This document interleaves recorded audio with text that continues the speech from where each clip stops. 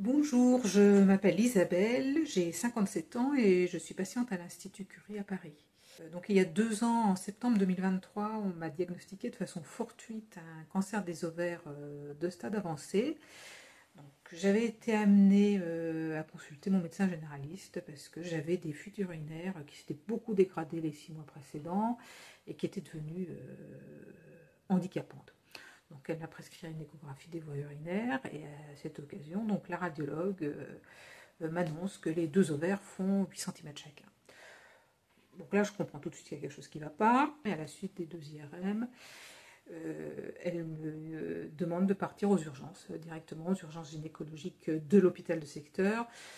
Pourquoi? Parce qu'il s'avère que j'avais ce qui s'appelle un épanchement pleural, c'est-à-dire que j'avais de l'eau autour des poumons et pour elle, c'était un facteur d'urgence.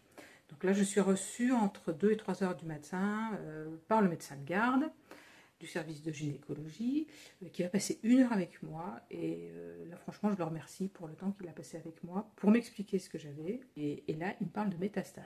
Alors là le ciel me tombe sur la tête parce que je m'attendais à ce que ce soit un cancer, hein, je l'avais au vu des comptes rendus d'IRM, mais pas du tout à ce que ce soit un cancer avec métastases. Donc le médecin me dit qu'il est également extrêmement important que je me fasse soigner à un endroit où ils ont l'habitude de traiter ce genre de cancer. Donc il m'a dit un endroit où ils en traitent beaucoup. Donc mon hôpital de secteur, moi j'habite en Seine-Saint-Denis, donc a un partenariat avec l'Institut Curie à Paris.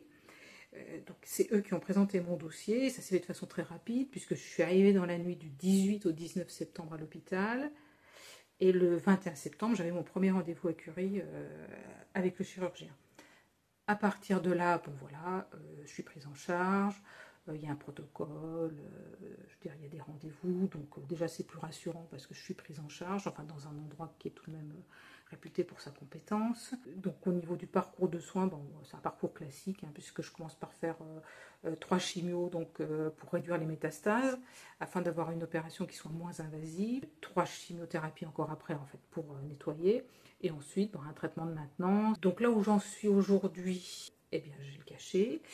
Au niveau du suivi, j'ai une prise de sang tous les mois. Je vois l'oncologue tous les 3 mois et j'ai un scanner de contrôle tous les 6 mois. Je ne peux que remercier l'Institut pour la prise en charge et j'ai aussi beaucoup apprécié le contact, enfin les contacts que j'ai eus avec les différents personnels soignants, chirurgiens, l'oncologue et puis les infirmières que j'ai beaucoup fréquenté tout de même du service de chimiothérapie. Au niveau des soins de support, donc je suis allée voir l'oncopsychologue à l'Institut Curie 6 mois environ, surtout après l'opération, parce que j'ai trouvé que psychologiquement c'était ce qui avait été plus difficile, même plus difficile que l'annonce.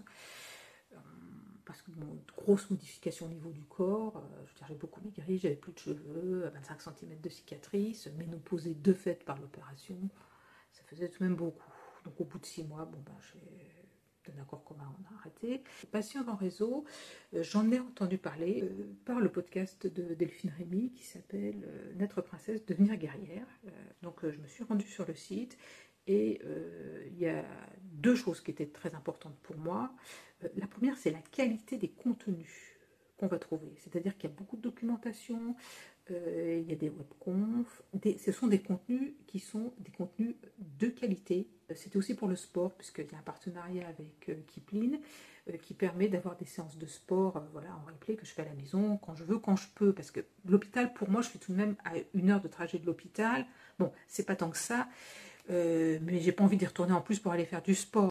Et puis il y a aussi des rencontres avec des personnes à l'occasion des cafés virtuels, donc des personnes aussi qui partagent des parcours de vie, des choses en commun dans notre parcours de vie. Voilà, c'est très important, très utile et pour moi, oui, ça m'apporte beaucoup et je remercie vraiment les personnes qui sont à l'initiative de cette association et qui la font vivre aujourd'hui.